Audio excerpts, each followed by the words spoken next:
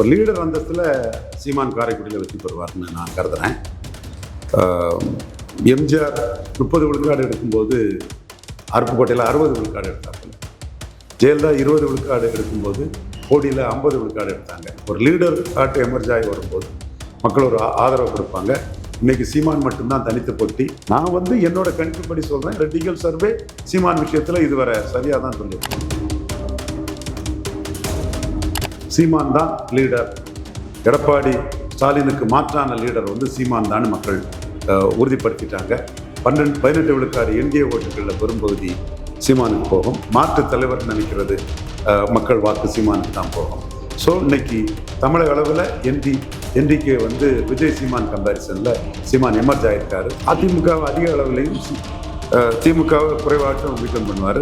ஏற்கனவே விஜய் அதிமுகவை வீக்கன் பண்ணிக்கிட்டு அதிமுக கூட போனாலும் அது எடுபடாது, பிறந்தா கூட்டணி ஆகும். ஓட் ஷேரிங் நடக்காது. அந்த வாக்குகளும் விஜயை மையமாக வச்சு ஆஸ்பேர் ஆன வாக்குகள் எடப்பாடி பழனிசாமிக்கு போகாது. விஜய் சோரம் போயிட்டாரு, விலை போயிட்டாருன்னு, வியாபாரி ஆயிட்டாருன்னு விஜயை காரி துப்பிக்கிட்டு சீமான் பக்கம் அந்த வாக்காளர்கள் சீமான் தாண்டா ஹீரோ, உறுதியான காண்டா, நம்பகத்தன்மை உள்ளவன்டா, இவன் தாண்டா லீடர்னு அது சீமானுக்கு வாக்கு சதவீதத்தை 17 விழுக்காடுக்கு கொண்டு போயிடும். விஜய் விழுந்ததுமே சீமானுக்கு 17ங்கிறது உறுதியாகுது. நான் விஜய் மீறியும் சீமான் எடுப்பார்னு தான் சொன்னேன். ஏன்னா விஜய்க்கு பறையர் தேவேந்திர குல வேளாளர் 5 விழுக்காடு உயர்வில் ஸ்டாண்டு கிடையாது, இலவசங்களில் சரியான ஸ்டாண்டு கிடையாது, பிராண்டிங்ஸ்கில் ஸ்டாண்டு கிடையாது, தமிழின் உயர்வில் ஸ்டாண்டு கிடையாது, ஆணவ படுகொலையில் ஸ்டாண்டு கிடையாது. இப்படி எதுலையுமே ஸ்டாண்டு இல்லாத விஜய் கூட்டணி போறதுக்கு தான் இருந்திருக்கிறாரு. ஆனால் அவரை மாற்று பெரிய ஹீரோன்னு நினைச்சு அவரை மாற்றுன்னு நினைச்ச வாக்காளர்கள்லாம் அல்லாமலே இஷ்யூ பேஸ்டா சீமான் முன்னாடி வந்துடுவாங்க. இப்போ அதுவே இல்லாமல் மாற்றுங்கள்ல வெள்ளே விஜய் ஒரு ஏமாற்று, விஜய் ஒரு சந்தர்ப்பவாதம், அரசியல் வியாபாரம் அப்படின்னு சொல்லும்போது அவங்க சீமான் முன்னாடி வரக்கூடிய ஒரு சூழ்நிலை தெளிவாக வந்திருக்குது. லீடர்ஷிப்லையும் சீமான் ஏறுவார், என்டிகேக்கு வாக்கு வங்கி ஏறும். பாஜக வாக்குகளை சீமான் குறிவைக்கிறாரு. பிராமணர்கள் வாக்கு 6 பிராமணர்களை போட்டு குறிவைக்கிறாரு. இந்து நாடார்கள் வாக்கு குறிவைக்கிறாரு. முக்குலத்தோர் வாக்கு குறிவைக்கிறாரு. 8 யாதவர்களை கேண்டிடேட் போட்டு யாதவர் வாக்கு குறிவைக்கிறாரு. எடப்பாடி திமுகத்தால் ஏமாற்றப்பட்ட சம்பவங்கள் சீமானுக்கு வரதுக்கான வாய்ப்புகள் இருக்கு. சீமானோட ஜம்ப் பெரிய அளவில் இருக்கும். விஜய் சீமான் கம்பேரிசன் சீமானுக்கு பெரிய லாபம். விஜய் விழுந்தது சீமானுக்கு லாபம். விஜய் தரப்பு குழப்பத்தில் முடிவெடுக்க முடியாமல் திணறிட்டு இருக்கிறது சீமானுக்கு லாபம். இப்போ அண்ணாமலை அரசியல் கருத நேயர்களுக்கு வணக்கம். இன்று நம்மோதைய சிறப்பு விருந்தினர் அரசியல் தரவர் திரு ரவீந்திரன் துரைசாமி அவர்கள். வணக்கம் சார். வணக்கம் தம்பி. சார், சமீபத்தில் ரெட்டிகள் ஒரு சர்வே வெளியிட்டிருந்தாங்க. காரைக்குடியில் சீமானவர்கள் போட்டிடுவார் அப்படின்னு சொல்லிட்டு அறிவிச்சதுக்கப்புறம் எடுக்கப்பட்ட சர்வேக்கள் கிட்டத்தட்ட சீமானவர்கள் சிறப்பாக ஸ்கோர் பண்ணுறாரு, மற்ற கட்சிகளை விட அதிகமாக ஸ்கோர் பண்ணுறாரு அப்படின்ற ஒரு தரவை வெளியிட்டிருக்காங்க. நீங்கள் எப்படி பார்க்குறீங்க சார் இதை? ஒரு லீடர் அந்தஸ்தில் சீமான் காரைக்குடியில் வெற்றி பெறுவார்னு நான் கருதுகிறேன். எம்ஜிஆர் 30 விழுக்காடு எடுக்கும்போது அருப்புக்கோட்டையில் 60 விழுக்காடு எடுத்தாப்புல. ஜெயலலிதா 20 விழுக்காடு எடுக்கும்போது போடியில் 50 விழுக்காடு எடுத்தாங்க. ஒரு லீடர் காட்டு எமர்ஜ் ஆகி வரும்போது மக்கள் ஒரு ஆதரவு கொடுப்பாங்க. இன்னைக்கு சீமான் மட்டும்தான் தனித்து போட்டி. விஜய் ஒரு போலி, ஒரு வைக்கோல் கண்ணுக்குட்டி, சீமான் துள்ளி ஓடுற கண்ணுக்குட்டி, விஜய் பிராய்லர் கோழி, சீமான் நாட்டுக்கோழி. இந்த மாதிரி விஜய் இன்னைக்கு ஒரு குழப்பவாதி, ஒரு மாற்றுங்கிறதுக்கு தகுதி இல்லாதவர், அரசியல் சந்தர்ப்பவாதி, அரசியல் பச்சோந்தி, கெமலியான்னா பச்சோந்தி அதே தான். அந்த அளவுக்கு இன்னைக்கு விஜய் கூட்டணியா தனிச்சியான்னு ஒரு முடிவெடுக்க முடியாத கமலாசன் தினகரன் 2.0 ஆன சூழ்நிலையில் சீமான் தான் லீடர். எடப்பாடி ஸ்டாலினுக்கு மாற்றான லீடர் சீமான் தான் மக்கள் உறுதிப்படுத்திட்டாங்க. 18 விழுக்காடு என்டிஏ ஓட்டுகளில் பெரும்பகுதி சீமானுக்கு போகும். மாற்று தலைவர் நினைக்கிறது மக்கள் வாக்கு சீமானுக்கு தான் போகும். ஸோ இன்னைக்கு தமிழக அளவில் என்டிகே விஜய் சீமான் கம்பேரிசனில் சீமான் எமர்ஜ் ஆகியிருக்காரு. இதற்கு நாம் ரங்கராஜ் பாண்டேக்கு நன்றி சொல்லணும். அவர் தான் அந்த கம்பேரிசனை சொல்லி மோசடியாக, போலித்தனமாக, ஃப்ராடுத்தனமாக பல நிரூபிக்காதவரை பற்றி எழுதினார். ஒரு பல நிரூபிக்கிறதுக்கு தயாரில்லைன்னு சொல்லும்போது அந்த வாக்குகள் இன்னைக்கு சீமானுக்கு வருது. அதே மாதிரி இந்தியா டுடே மணிக்கு நன்றி சொல்லணும். அவரும் இந்த மாதிரி வன்மத்திலும் காழ்ப்புணர்ச்சியிலும், அது சீமான் மேல இல்லை, திமுக மேல உள்ள வன்மத்திலும் காண்படுத்தின விஜயை பற்றி பேசினார். பல நிரூபிக்காத விஜய் விசில்ட் அவுட் ஆகி குழப்பவாதியாகி அந்த விஜயை பற்றி மையமாக வந்த ஆஸ்பிரேஷனல் ஓட்ஸ் எல்லாம் ரியல் ஓட்ஸாக சீமானுக்கு வருது. இப்படித்தான் விஜயகாந்த், இப்படித்தான் தினகரனும் கமலஹாசனும் பலகீனம் அடைஞ்சு சீமான் பலம் பெற்றார். அந்த சம்பவம் விஜய் விஷயத்துல இல்லை. ஏன்னா விஜய் பலமே பெறல, பலம் என்னன்னே தெரியாது. ஆனா விஜய் மையமாகி வந்த கற்பனை வாக்குகள், உருவம் பெறாத வாக்குகள், ஏட்டு சுரக்கா வாக்குகள், அபிமான வாக்குகள், அது வாக்கா மாறல. அது இன்னைக்கு சீமானுக்கு நிஜ ஓட்டாட்டு 26 சட்டமன்ற தேர்தலில் வரும். அது சீமானுக்கு வாக்கு சதவீதத்தை 17 விழுக்காடுக்கு கொண்டு போயிடும். நம்ம ஏற்கனவே சொல்லும்போது ஒரு பெங்களூரில் உள்ள ஒரு மல்டி லிங்குவிஸ்டிக் நாவலிஸ்ட் சொன்னார், சார் உங்களுக்கு வாக்கு சக்தி உண்டு. அப்படி நினைக்கல, நான் கால்குலேட் பண்ணி என் மனச்சாட்சிப்படி தான் சொன்னேன், அது உறுதியாக நடக்கும் சார் அப்படின்னாரு. அதை இன்னைக்கு நிரூபிக்கிற மாதிரி விஜய் விழுந்ததுமே சீமானுக்கு 17ங்கிறது உறுதியாகுது. நான் விஜய் மீறியும் சீமான் எடுப்பார்னு தான் சொன்னேன். ஏன்னா விஜய்க்கு பறையர் தேவேந்திர குல வேளாளர் 5 விழுக்காடு உயர்வுல ஸ்டாண்டு கிடையாது, இலவசங்களில் சரியான ஸ்டாண்டு கிடையாது, பிராண்டி விஸ்கில் ஸ்டாண்டு கிடையாது, தமிழின் உயர்வில் ஸ்டாண்டு கிடையாது, ஆணவ படுகொலையில் ஸ்டாண்டு கிடையாது. இப்படி எதுலையுமே ஸ்டாண்டு இல்லாத விஜய் வந்து கூட்டணி போறதுக்கு தான் இருந்திருக்கிறாரு. ஆனால் அவரை மாற்று பெரிய ஹீரோன்னு நினைச்சு அவரை மாற்றுன்னு நினைச்ச வாக்காளர்கள்லாம் அல்லாமலே இஷ்யூ பேஸ்டா சீமான் முன்னாடி வந்துருவாங்க. இப்போ அதுவே இல்லாம மாற்றுங்கிற லெவல்ல விஜய் ஒரு ஏமாற்று, விஜய் வந்து ஒரு சந்தர்ப்பவாதம், அரசியல் வியாபாரம் அப்படின்னு சொல்லும்போது அவங்க சீமான் முன்னாடி இப்போ வரக்கூடிய ஒரு சூழ்நிலை தெளிவாக வந்திருக்குது. லீடர்ஷிப்லையும் சீமான் ஏறுவார், என்டிகேக்கு வாக்கு வங்கி ஏறும். அப்போ இந்த ரெட்டிகல் சர்வே கிட்டத்தட்ட உறுதிப்படுத்திருக்கீங்க நினைக்கிறேன். நான் வந்து என்னோட கணிப்புப்படி சொல்றேன், ரெட்டிகல் சர்வே சீமான் விஷயத்துல இதுவரை சரியா தான் சொல்லியிருக்கிறாங்க. ஓகே சார், குறிப்பாக இப்போ அதிமுக சைட்லேருந்து பார்க்கும்போது இது வரைக்கும் அதிமுக வீக்கெண்ட் பண்ணி தான் சீமான் அவர்கள் வளர்ந்து வராரு. இந்த தேர்தலையும் வந்து அதிமுக வீக்கெண்ட் பண்ணுவாரோ இல்லை திமுக வீக்கெண்ட் பண்ணுவார் நினைக்கிறீங்களா? அதிமுக அதிக அளவுலையும் திமுகவை குறைவாட்டும் வீக்கெண்ட் பண்ணுவார்.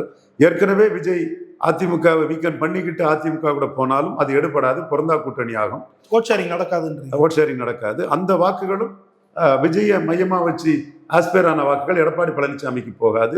விஜய் சோரம் போயிட்டாரு, விலை போயிட்டாருன்னு, வியாபாரி ஆயிட்டாருன்னு விஜயை காரி துப்பிக்கிட்டு சீமான் பக்கம் அந்த வாக்காளர்கள், சீமான் தாண்டா ஹீரோ, உறுதியான காண்டா, நம்பகத்தன்மை உள்ளவன்டா, இவன் தாண்டா லீடர்னு வந்தோம். குறிப்பா இப்போ பாஜக எடுத்த அந்த 18% வாக்குகளும் அந்த அளவுக்கு ஷேரிங் ஆகாதுன்ற ஒரு விஷயத்தை பாஜக வாக்குகளை சீமான் குறி வைக்கிறாரு. பிராமணர்கள் வாக்கு 6 பிராமணர்களை போட்டு குறி வைக்கிறாரு, இந்து நாடார்கள் வாக்கு குறி வைக்கிறாரு, முக்குலத்தோர் வாக்கு குறி வைக்கிறாரு, 8 யாதவர்களை கேண்டிடேட் போட்டு யாதவர்கள் வாக்கு குறி வைக்கிறாரு. யாதவருக்கும் முத்தரையர்களுக்கும் அவர் ராஜ்யசபா கொடுக்கல, 2 ஜாதிக்கு தான் ரெட்டலையில பலனுங்கிறதுல முத்தரையர் யாதவர் வாக்குகளையும் சீமானுக்கு குறி வச்சு அது வந்துட்டு இருக்கு. வண்ணார் நாவிதர் குயவர் போயர் ஒட்டர் வீட்டு கவுண்டர் ஊராளி கவுண்டர் தொட்டிய நாயக்கர் மருத்துவர் மங்களா முக்குவர் பரதவர் பரதராஜகுல மீனவர் ஆண்டிப்பட்டாரம் ஜங்கம் புதுக்கோட்டை சேர்வை வலையர் இந்த மாதிரிப்பட்ட பல சமூகங்கள் வாக்குகள் வந்து எடப்பாடி சி சண்முகத்தால் ஏமாற்றப்பட்ட சமூகங்கள் வந்து சீமானுக்கு வர்றதுக்கான வாய்ப்புகள் இருக்கு. சீமானோட ஜம்ப் வந்து பெரிய அளவில் இருக்கும். விஜய் சீமான் கம்பேரிசனுக்கு சீமானுக்கு பெரிய லாபம், விஜய் விழுந்தது சீமானுக்கு லாபம், விஜய் தரப்பு குழப்பத்தில் முடிவெடுக்க முடியாமல் திணறிட்டு இருக்கிறது சீமானுக்கு லாபம். இப்போ அண்ணாமலை அதே அடிக்கிறாரு, எங்க நிலைப்பாட்டில் மாற்றமில்ல, வா நிலைப்பாட்டை விஜய் தான் சொல்லணும்னா நீ குழம்பி போய் இருக்கிற, நீ தெளிவற்றவனா இருக்கிற, தன்னம்பிக்கையற்றவனா இருக்கிற, துணிச்சலற்றவனா இருக்கிற, அரசியல் சந்தர்ப்பவாதத்திற்கும் வியாபாரத்திற்கும் தயாராக இருக்கிற, முதல் தேர்தலிலே கூட்டணி போகக்கூடிய ஒரு மோசமான ஒரு வியாபாரியா நீ இருக்குங்கிறது மக்கள் மத்தியில தெரியுது. குறிப்பா சார், இப்போ மோடி அவர்கள் பேசும்போது கூட முதலமைச்சர் வேட்பாளர் எடப்பாடி அப்படின்ற ஒரு விஷயத்த வந்து சொல்ல மாட்டாங்க. என்ன எப்படிதான் சார் போகுது அந்த கூட்டணி? அதுல என்ன மர்மம் என்னங்கிறத பொறுத்திருந்து பார்ப்போம். ஓகே சார், குறிப்பாக இப்போ பல சேனல்ல வந்து இந்த கல்லூரி மாணவர்கிட்ட பேட்டி எடுக்கும் போது என்கிட்ட தான் ஸ்டூடெண்ட்ஸ் நிறைய பேர் என்ன சப்போர்ட் பண்றாங்க அப்படின்னு சொல்லக்கூடிய தாவேக்கா விட்டு நாம் தமிழர் ஆதரிக்கக்கூடிய கருத்துக்களெல்லாம் பகிர்றாங்க. இந்த விஷயத்தை எப்படி சார்? அதான் விஜய் சீமான் கம்பாரிசன், தகுதி திறமையற்ற சந்தர்ப்பவாதி பச்சோந்தி விஜய், உறுதியான கொள்கை நிலைப்பாடு கொண்ட சீமான் கம்பாரிசன் சீமானுக்கு பெரிய பிளஸ்ஸா வரும்னு சொன்னேன். மண்குதிரை விஜய் வந்து சீமானுக்கு பிளஸ்ஸா வரும்னு சொன்னேன். குறிப்பாக விஜய் அவர்கள் வந்து ஆரம்பத்தில் திமுக கூட்டணி கட்சிகள் மேலே குறி வச்சாங்க. குறிப்பாக காங்கிரஸாக இருக்கட்டும், விசிகா போன்ற கட்சிகள் வந்து குறி வச்சாங்க. ஆனால் ஸ்டாலின் அவர்கள் வந்து கரெக்டாக அதை மெயின்டைன் பண்ணி தன் கூடவே தக்க வச்சிருக்காரு. எக்ஸ்ட்ரா தேமுதிக பலம் நிரூபிக்காத விஜய் கூட யாருங்க கூட்டணி போவான்? இங்கே பலம் நிரூபிக்கலைன்னா உங்கள் ஓட் டிரான்ஸ்ஃபரிங் கெப்பாசிட்டி என்னன்னு தெரியாது. விஜயகாந்த் 8-10 நிரூபிச்சு தான் 41 சீட்டு வாங்கினாரு. அதுக்கு முன்னே ஜெயலலிதா 15 சீட்டு தான் கொடுக்காங்க. அதுதானே இப்போ எடப்பாடின்னு சொல்லுவார், நிரூபிக்காதவங்களுக்கு 10-12 சீட்டு போதாதான்னு தானே கேட்பாரு. புரியுது சார். இப்போ சமீபத்தில் புசி ஆனந்த் அவர்கள் தலைமையில் வந்து மாவட்ட செயலாளர் கூட்டம் நடந்தது. அதில் கிட்டத்தட்ட 98 மாவட்ட தலைவர்கள் சொன்ன விஷயம், எப்படியாச்சும் நம்ம பாஜக என்டிஏ கூட்டணியில் வந்து போயிடலாம் அப்படின்ற ஒரு விஷயத்த வந்து சொல்லியிருக்காங்க அப்படின்ற செய்தியெல்லாம் வெளியாகுது. மாவட்ட தலைவர்களும் இப்போ அதிருப்தியில் தான் இருக்காங்க. எப்படி பார்க்குறீங்க சார்? சார் வியாபார கூட்டம் சார், சந்தர்ப்பவாதிகளே இருந்த கட்சி சார். விஜய் ஒரு வியாபாரி, விஜய் ஒரு பச்சோந்தல், நிறம் மாறிங்க. விஜய் எத்தனை நிறம் மாறி இருப்பாப்புல? நான் ஒருத்தன் தான் நிறம் மாறிங்கிறத சொல்றேன். கடந்த காலத்தை எடுத்து பாருங்க, திமுக கூட இருந்து லாபத்தை சம்பாதிச்சாரு. அந்த அசோக் பில்லர் அந்த லேண்டுக்கு நல்ல வேல்யூ கூடின லேண்டை ஹவுசிங் போர்டு லேண்டை வாங்கிட்டாரு கருணாநிதி குடும்பத்தில். அப்போ லாபம் தான். திமுகவோட நெருக்கமாக இருந்து கனிமொழி என்று சொல்லும் போதே, உதயநிதி என்று சொல்லும் போதே ஒரு ஜாலராவை அடிச்சுக்கிட்டு லேண்டை வாங்கிட்டார், லாபத்தை பார்த்துட்டாரு. அதுக்கப்புறம் அணில் மாதிரி உதவணும்னு சொல்லி ஜெயலலிதாட்ட போகும்போது ஜெயலலிதா அடிச்சு தகர்த்துட்டாங்க. அதுக்கு பிறகு ஜெயலலிதாவுக்கு எதிராக மோடியை போய் பார்த்தார். மோடியை பார்க்கும்போது ஜெயலலிதா 6 விழுக்காடு வாக்கு உயர்ந்துட்டாங்க, 39 சீட்டுக்கு 37 சீட்டு ஜெயித்துட்டாங்க. விஜய் வெத்து வெட்டு செல்லாத நோட்டு, உன் முகம் போனியாகாத முகம்பா, உன் முகத்தை நீ யார் கூட போய் நின்னாலும் என்கிட்ட உன் செல்லுபடியாவது, உன் முகம் போனியாகாத விஜய்ன்னு 2014 அவங்க நிரூபிச்சுட்டாங்க. அப்புறம் அவங்க சாகிறது வரை அரசியல் பேசலை, சினிமாவிலும் பேசலை, எதுலையும் பேசலை. அதுக்கு பிறகு அவர் ஈரோடு கிழக்கு விக்கிரவாண்டி இடைத்தேர்தல் வரும்போது கள்ளக்குறிச்சி சாராய சபை பார்த்தார். அங்கேயும் உதயநிதி ஸ்டாலின் லெப்ட் ஹேண்ட்ல டீல் பண்ணி இவர் கள்ளக்குறிச்சி சாராய சபை பார்த்தும் போலிங் கூட்டிட்டு, திமுகவுக்கு போலிங் கூட்டிட்டு நோட்டாவுக்கு ஓட்டு குறைஞ்சிடுச்சு. ஜான ஆரோக்கியசாமி சீமான்கிட்ட காலையில இருந்து சாயங்காலம் வரை 20 விழுக்காடு வாக்கு இருக்கு, 50,000 ஓட்டு இருக்கு, 20 விழுக்காடு வாக்கு இருக்கு, 50,000 ஓட்டு விட்டு இருக்கு, பேசி விட்டுருங்க, விஜய் பற்றி பேசி விட்டுருங்க, விஜய் பற்றி பேசி விட்டுருங்க, உங்களுக்கு ஓட்டெல்லாம் வந்து குவிஞ்சிரும் அப்படின்னு ஜான ஆரோக்கியசாமி லாபி பண்ணிட்டு இருப்பாரு.